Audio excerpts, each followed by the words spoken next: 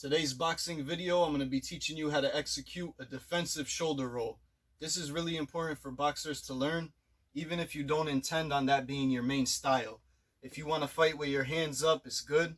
If you want to roll with the punches and cover at the same time, it's good. If you want to go into the peekaboo and just cover up real well, it's good. If you don't want to fight with the hand down, you should still learn the shoulder roll, because there can be instances when you're sparring or when you're fighting where you don't have the use of that left arm, and you're going to really rely on that left shoulder to be able to protect that left side of the jaw, left side of the chin, and be able to roll with those strikes. So first, when learning the shoulder roll, you always want to shadow box it. You always want to do it in front of the mirror. You want to take your fighting stance. Now we're going to put that left hand down. We're going to go into a Philly shell. We're going to keep that left hand down. Stay nice and loose on the body. A lot of guys will shoulder roll and they'll get that right hand in front of their face a little bit too soon. You want to keep that right hand to the side, ready to come across if you need to, but always to the side. You never want to be here too soon, okay? You're exposing that left side. You're almost blocking your vision. You're keeping that right glove right in front of your mouth and chin. You want to keep that chin tucked, hand on the right side, shoulder nice and loose, everything loose on the body, and you want to be ready to roll. You got to keep the eyes forward. If I roll to my right, I don't want to bring my eyes to my right. I don't want to turn to my right. I don't want to take my eyes off my opponent. So I want to get comfortable rolling and keeping my eyes forward, keeping the chin down, keeping that right hand ready. If the right hand needs to come across, it can. You also want to be able to lift the shoulder a bit to get more coverage, okay? Depending on how far you roll, you always want to have that ability to lift the shoulder a little bit more, to cover a little bit higher, and have that right hand there ready to come across as well. So when you're here, the punch comes, I lift the shoulder and roll with the punch, keep the eyes forward, keep the chin down. Another thing that you want to drill is pulling back with the shoulder roll as well. Naturally, we'll roll with a punch. A lot of people think you only use the shoulder roll on that right cross. That right cross comes, you roll with it, and then come back with a right cross. You can also roll back, pull straight back, use the hips, keep the eyes forward, keep the chin tucked, and you're going to be able to come back with that right hand just as fast. So we can shoulder roll two ways. We're going to keep the chin down, we're going to keep that right hand up.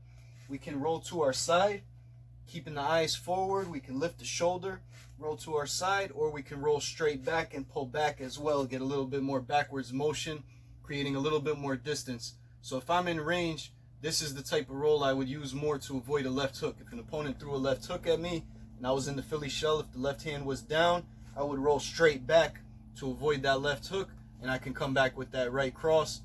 When I roll off the right cross, I'll do the same thing. I'll still pull back, I'll just not lean back. I won't use the hips as much. I'll roll to where I'm almost turning around, but keeping my eyes forward, keeping that chin tucked, lifting that shoulder so that the shoulder protects the jaw.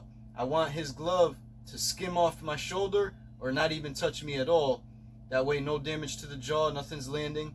And if I need to, that right hand is ready to come across as well. Once you get comfortable with the technique of the shoulder roll, you're in your fighting stance, you come down to the Philly shell. Once you get comfortable with that technique, with lifting the shoulder, rolling to the side, rolling straight back, you're making sure you're keeping your eyes forward.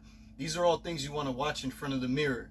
Do the shoulder roll, make sure you didn't lose sight of yourself. Make sure you were focused on your reflection in the mirror. Make sure the eyes stayed forward. Naturally, we want to look this way when we turn this way, so naturally the eyes are going to go away. You want to keep those eyes focused. Keep that chin tucked. When you roll, keep those eyes forward. That way you're there for the counter to be able to come back with that right hand. Practice rolling to your side and rolling straight back as well, lifting the shoulder and coming straight back, leaning, using the hips, staying on balance. That way you can come back with those counter strikes. Now, I always fought orthodox. I didn't fight in the Philly shell. I didn't keep the left hand down. The only time I would lower the left hand is if I was trying to bring it under the radar, bring it out of his vision.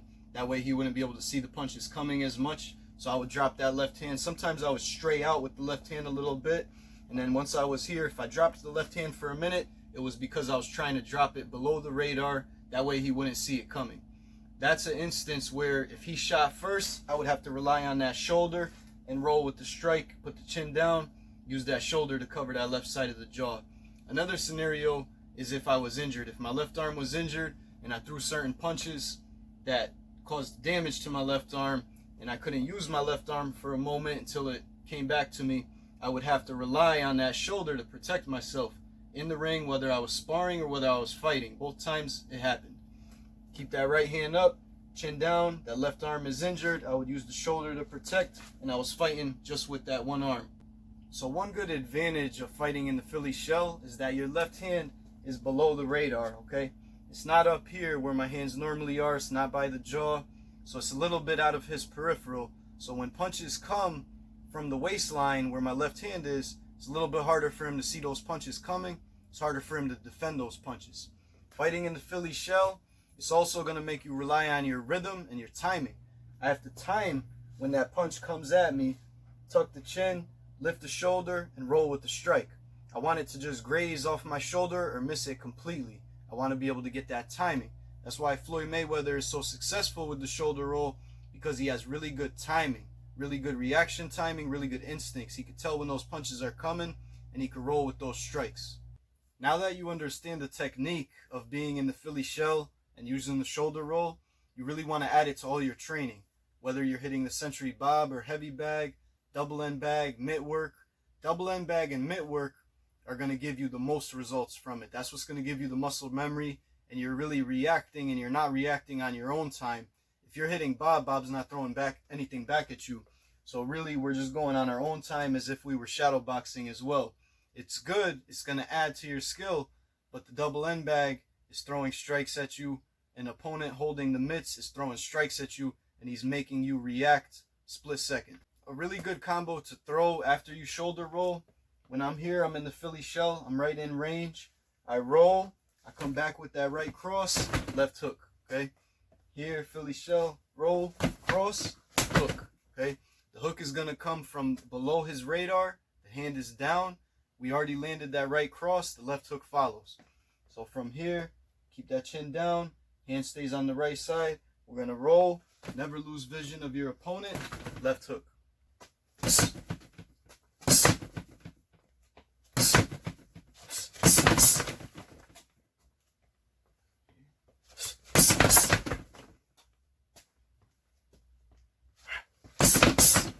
One thing you can do to increase the power on your left hook after landing that cross is by bringing that hand up. So we're starting in the Philly shell. We're here. We're going to roll. Use the shoulder to cover up. Keep our eyes on our opponent. When I throw that right hand, my left hand comes up. My left hand is now at my jaw. This way my left hook is going to have more power. It's not coming from down low. It's coming from up top. So it starts low. I'm here. Chin is down. A shoulder roll. Keep my eyes on my opponent. Throw that right cross. That left hand comes up as that right cross lands. This way I get more power, more torque out of that left hook. I hope you guys enjoyed this video. Be sure to subscribe to Pride Martial Arts. New boxing videos every Monday and Wednesday. New martial arts and MMA videos every Tuesday and Thursday.